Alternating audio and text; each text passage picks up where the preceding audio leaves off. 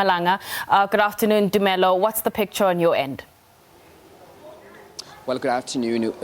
Voter turnout, as in everywhere in the country, it's very, very low. Here in Mpumalanga, we're talking about 754,211 people that have voted. That's about 39.6% of the votes that have been voted here in Mpumalanga. But you remember that they still need to add their votes of those people who they had to do home visit to, so that those votes can also be added to those votes. So far, 635 out of the 1,806 voting districts have been completed, and also that's about 35% of the votes that have been counted so far in the province. But municipalities such as the Pali saying they have not counted any votes there, they have not captured any votes in those areas. So far, the ANC is standing at 53%, the DA at 16.9%, EFF 15%, and the FF Plus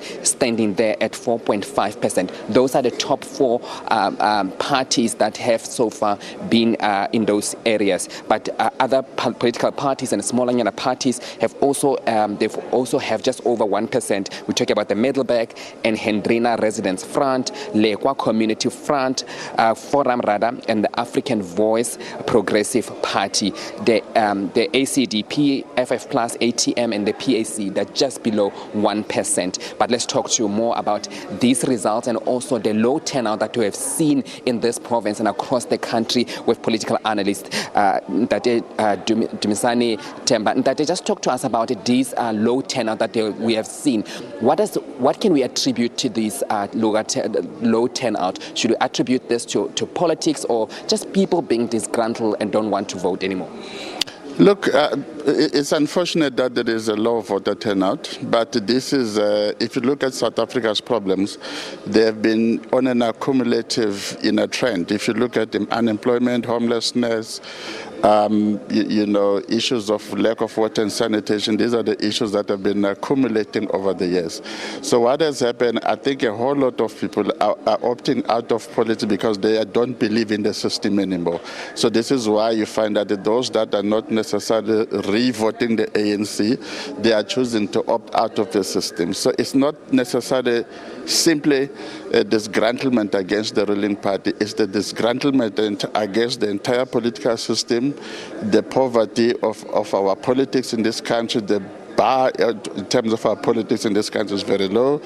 And thirdly, the political leadership is actually not doing very well. And the fourth, which is actually a very serious problem, is that the politicians in positions of leadership, organizationally and individually, they don't seem to understand that there's a correlation between their ability to lead and the performance of the governments that they are leading, and therefore service delivery. So all of this chain is broken, and when all of this chain is broken, then the people hold back. They decide not to vote another one because for them the system in its entirety is very faulty.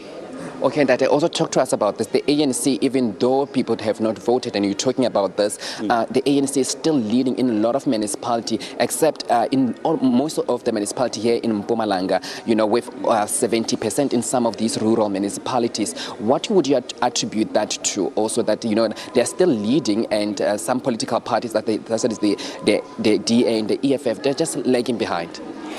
Look, I think for me, you cannot remove the historical factor associated with the ANC, that it has been a major part of the liberation struggle in this country. So that remains an asset for the ANC, but it's not a substitute for performance.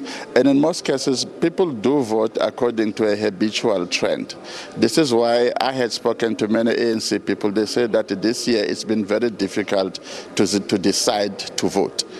And yet in the past they'd find it easy. So you are going to see two parallel trends. In traditionally black communities, you are likely to have, in the rural areas, you are likely to have the ANC doing not very well, but maybe doing well in the absence of a good challenger.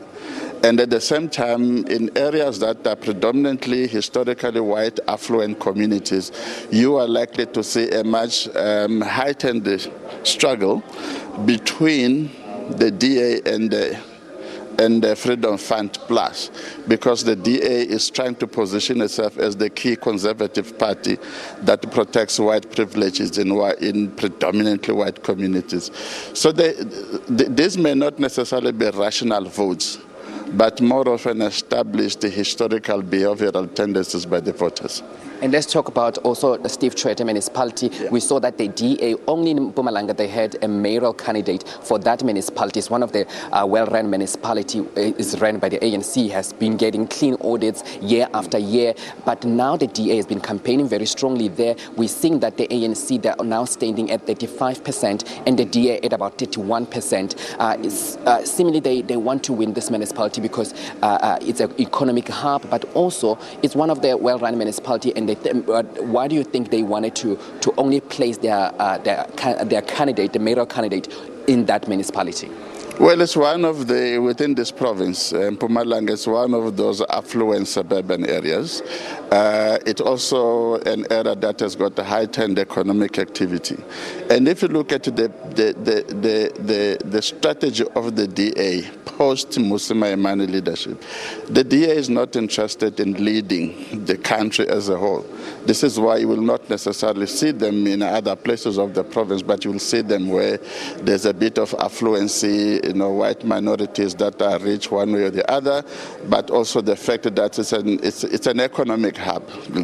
So that fits the profile of what the DA is trying to capture. Because if you look at the DA, contrary to popular belief that it's a liberal political party, the DA is not a liberal. It's increasingly a conservative political party.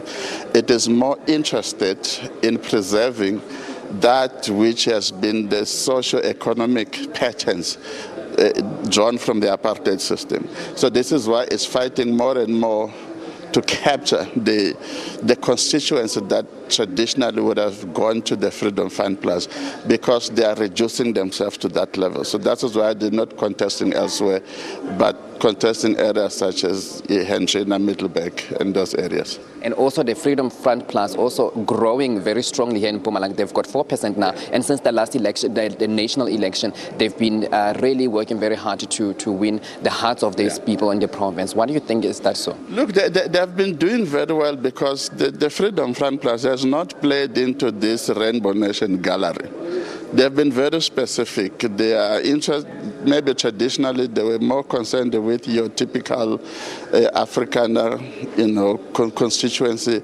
But I think over time they have been seen and positioned as that bastion that is going to protect white privileges, white communities, minority interests. So this is why they've been growing. And in fact, that is why Musima Imani had to be released, because he was not playing that game for the DA, and you find that the DA has been losing lots of people to the Freedom Front Plus.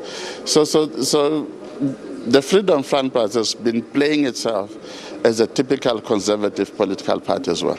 Okay, thank you so much. That was Dumisani Tembe talking to us about the issues here in Mpumalanga and also political issues here in Mpumalanga. 35% of the votes have been counted here in the province. Now, back to you.